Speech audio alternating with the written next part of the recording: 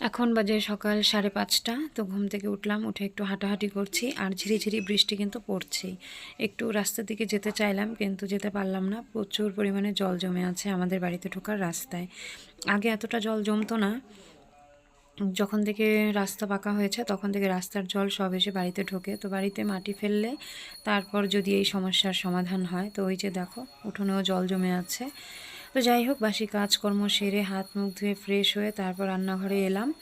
এসে একদিকে চা বানালাম আর একদিকে উনুনে ডিম সিদ্ধ বসিয়েছি। সকালে রান্না করব, আজকে সকালে আর দুপুরে রান্না একসঙ্গে করব। তো সকাল সকাল আজকে একটা কাণ্ড হয়ে গেল। চা বানিয়ে রেখেছি, সবে ছাঁকবো অমনি চায়ের মধ্যে একটা মাছি পড়ে গেল। তো মাছির উৎপাত এত বেশি, মানে কি বলবো আর। আমাদের এখানে ওই যে স্নানের মেলা হয় নদীর ওপারে, ওই মেলার পর থেকে মাছি প্রত্যেক বছরই অনেক বেড়ে যায়। মশা মাছি কিংবা যে কোনো পোকামাকড় যদি কোনো গরম জিনিসে একবার পড়ে, সেই জিনিস কিন্তু অন্য কেউ বলো আর আমি বলো কারোরই কিন্তু খাওয়ার রুচি হয় না। তো যাই হোক, চাগুলো ফেলে দিলাম, ফেলে দিয়ে তারপর আবার সমুদ্র ঠাম্মি চা বসিয়ে দিল আর আমি এইদিকে এই যে রান্নার সমস্ত কিছু জোগাড় করে নিয়েছি।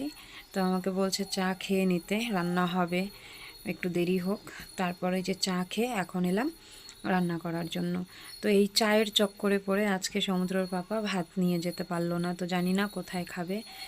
মানে প্রথমে কাজে যেতে চাইছিল না বৃষ্টি হচ্ছে বলে, পরে আবার একটুখানি কমলো, তারপর বেরিয়ে গেল। বলল খাওয়াটা কোনো না কোনো জায়গায় হয়ে যাবে, একদিন না খেলেও অসুবিধা নেই, এরকমই কথাবার্তা বলে। তো যাই হোক, দোষটা ওর না, দোষটা কম বেশি সবারই।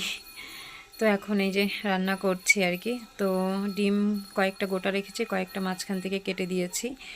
তারপর ডিমের ঝোল রান্না করব আজকে। ডিমের ঝোল আমার একদমই পছন্দ না, যদিও শুধু মশলা দিয়ে কষিয়ে রান্না করা হয় তাহলে ভালো লাগে, কিন্তু আলু দিয়ে ডিমের ঝোল একদম ভালো লাগে না। তো এটা আবার সমুদ্র ঠাম্মির পছন্দ, এরকম করে রান্না করতে বললো, তো করছি। প্রথমে ডিমগুলোকে ভেজে তুলে নিয়েছি, তারপর এখন আলুগুলো আগে একটু হলুদ আর লবণ দিয়ে কষিয়ে নামিয়ে রাখবো।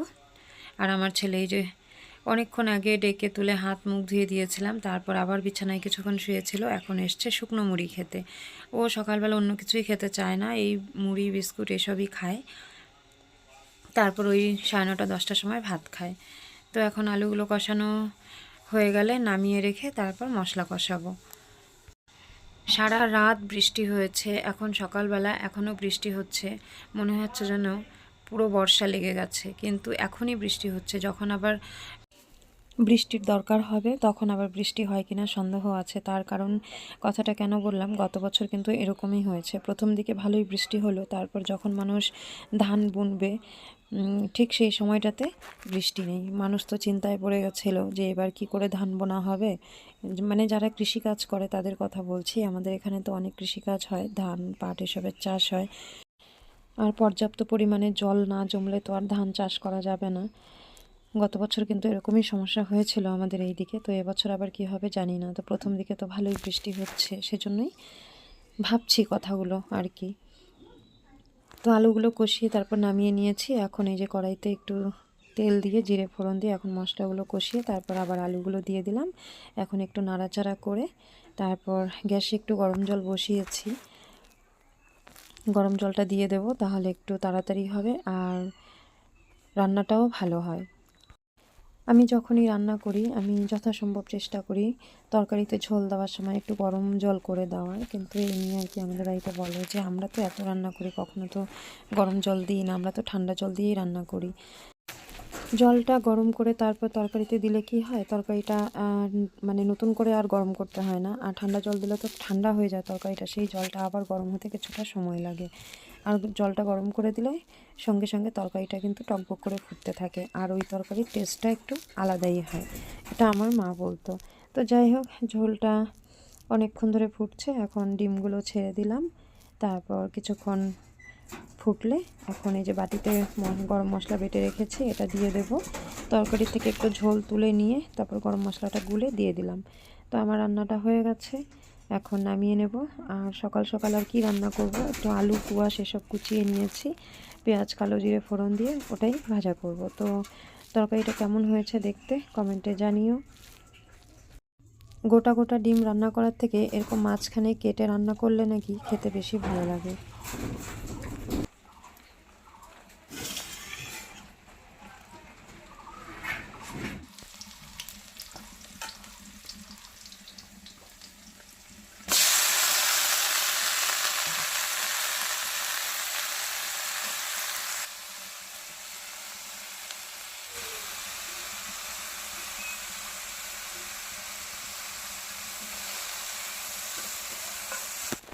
আমার আলু কোয়াশ ভাজা হয়ে গেছে। এরকম করে আলু কোয়াশ ভাজা কিন্তু গরম গরম ভাতের সাথে খেতেও ভালো লাগে, রুটি বা পরোটা দিয়ে খেতেও ভালো লাগে।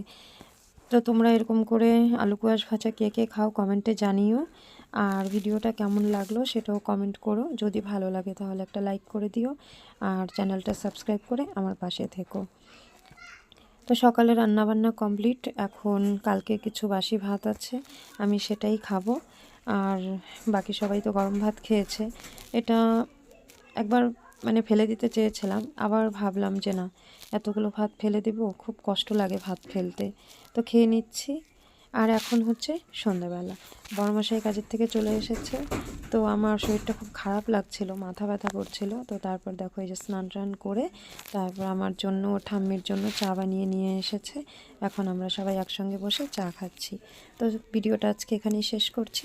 সবাই ভালো থেকো, সুস্থ থেকো। পরবর্তী কোনো ভিডিওতে দেখা হচ্ছে।